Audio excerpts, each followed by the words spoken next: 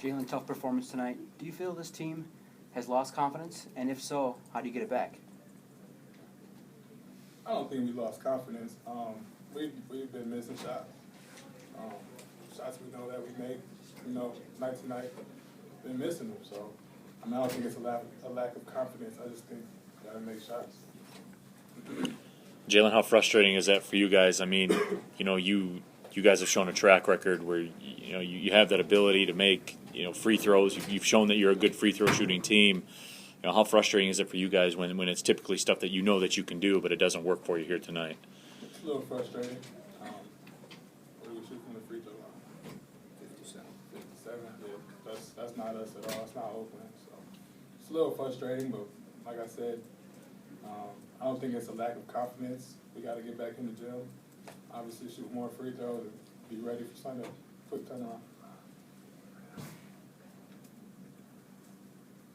Any other questions for Jalen? All right, thanks, Jalen. Appreciate it.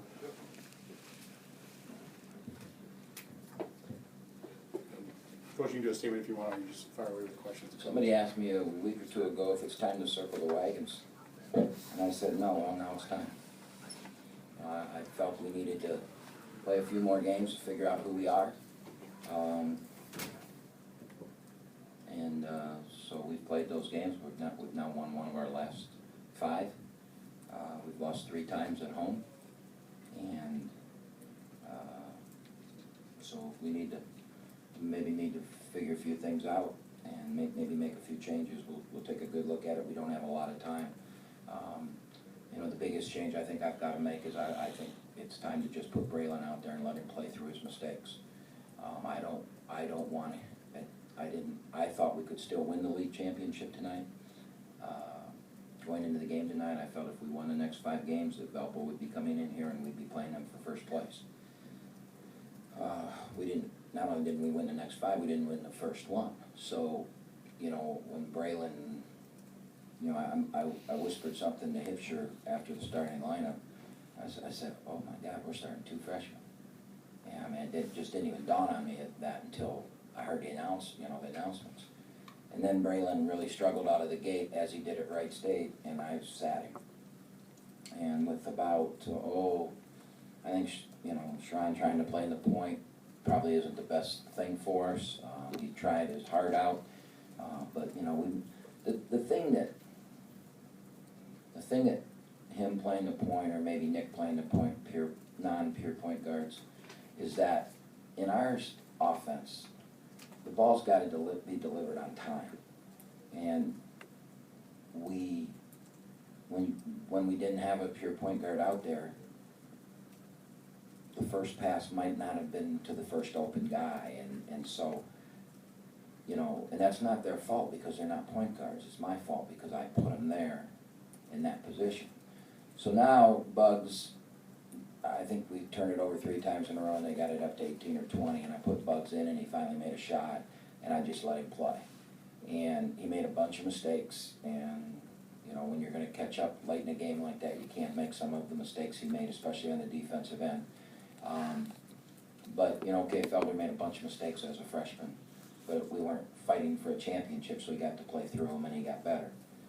Now we've put ourselves in a position at 5-4 that even if we won out, I doubt that we would be playing, we would be a champion of the regular season.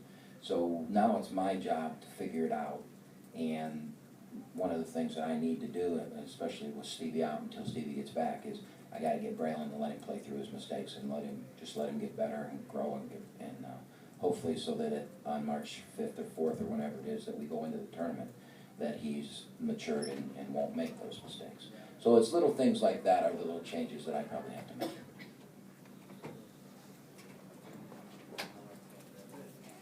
Now is that good that nobody has a question?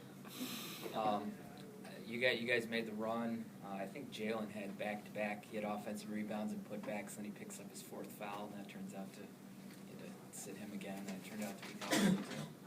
Well, his 2nd foul was the foul that killed us. And I had just, I had just called him over the sideline. And I had just said to him, Jalen, you cannot pick up a 2nd foul. And he picks it up, and then he wants to argue with me a little bit about, well, I can't give a guy a layup. And so when he picked up his fourth foul, I said, so now tell me, was that basket, that layup they made, or was going to make, is that worth you sitting on the bench now for the next 12 minutes? You know, so it's not the first time we've been in this situation with, you know, maybe not making the smartest plays. And you keep saying you're going to learn from it and grow from it, and maybe tonight will be the one that makes him realize that you can't do what he just did. You just can't pick up that second. By the way, when he went out in the last 2 minutes, the score went to 12 at the end of the half. Because I think when he picked up, you can look on the play-by-play, when he picked up the second foul, I would guess 6 or 7, maybe 8, I don't know. But it ended at 12 at halftime without him the last 2.5 minutes. So, we've got to play smart.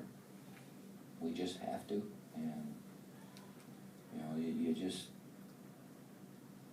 I heard him say that we haven't lost our confidence. I would fully disagree with him in the shooting with that. Now we can't even make free throws. We can't make layups. We can't make threes. And now we can't make free throws. I think confidence probably has something to do with it when you realize 2.5 weeks ago we were one of the top 10 teams in the country in free throw percentage. We were very good at field goal percentage. We were leading the league at 46%. And our three-point percentage was 35, which isn't great, but it's Midland. It's, if all the teams in the country, it'd be right in the middle, maybe even the high side of the middle. And since then, we're now shooting the free throws like less than 70%. We're shooting the three at 19%. And our field goal percentage has dropped all the way down to, I think, 40 now. And after tonight, we got 41. It'll still be 40, 41. But the real travesty in this for us is that the offense is not allowing us to be a great defensive team anymore, because there were 40 possessions in the first half, and they had 40 points, which is good defense. 21 of their 40 points were on putbacks and off our turnovers. And I would bet another 6 to 8 were off brick threes that we took. Sharon, we were 1 of 12 from the three. Sharon makes one. He comes down the next possession, and he's like, okay, I made one, I'm going to make another. He made the one in the offense. That, when he fired in transition, it hit, it bricked out, and they got an and one at the other end, because you can't guard that. And so the woes on offense, the inability to shoot, the bad decision-making that we have, now has taken our defense, that we were 30-some% from defensive field goal, and now they're getting runouts and layups off transition and off our turnovers, that now we're giving up probably 40, whatever. Did we guard the three? Yeah, we guarded the hell out of three again. 2 for 10. And I would say they made them early. Did we guard in the half court? Yeah, we guarded well. Now, when we went small, that hurt us a little bit. Did Lowe, their big man, just kick our freshman big man's rear end in this game? Yep. Maybe a learning experience for our freshman. That's a veteran out there who just dominated him. Overall, when your team does struggle with the three, do you want them to shoot their way out of it, or do you feel like you need to go more inside, maybe even take less? Well, how are we being guarded? I mean, there's 4 guys around Jalen. How Jalen had 23 points? There's 4 guys around him. They're daring us to shoot the three. They're just daring us to. I mean, late in the game, Braylon made a three. Now he gets it, and he's got a three, and he doesn't want to shoot it, so he shot fakes. The guy flies by him. He's got another wide open shot. He passes it into Jalen, and Jalen scores. So obviously Braylon didn't want to shoot the three, but that's what they're doing. They're just packing it in. And you don't have to be a genius. You look at our stats in league play. We're shooting 20. If you look at our since the Valpo game, we're below 20% from the three. So it's hard not to when you've got kids that have been used to shooting it and have made them their whole lives, and they're just daring us to shoot it. You know? And, you know, I made a statement earlier that I thought this was the deepest our team's ever been. Well, I thought we could go 11 deep. I thought, and when we were playing well and we were rotating people in, we're playing good. But what's happening right now is some of those guys, 7, 8, 9, 10, they're getting a chance. And they're getting a chance because we're struggling. It's different than getting a chance. We're up, we're winning, playing good. Now I go in, I play. No, we're struggling, and now I got a chance to really get minutes. And those guys can't make shots either. And they're, you know, I'll give you a perfect example. Cumberland, you know, got some minutes tonight. We go down, we run a set, we throw it to Javen, we run a play, and we throw, and we went small, and we put Sharon in the high post, and if they're going to play Jalen like that, we want to get the ball to Sharon, rip through, and drive it. He rips through, he drives, he gets a layup. So we're going to run it again. We go down, we throw it to Javen. He, instead of waiting and running the play again, he rips through, drives the baseline, tries to throw a bounce pass underneath to Jalen, they pick it up, go get a layup. You know, those guys are trying to do too much. They're trying to, you know, so you could say, well, coach, that was a stupid thing you said that you're that deep, 1 through 11. Maybe it is, you know, maybe it is, but I think they're pressing and that's the reason.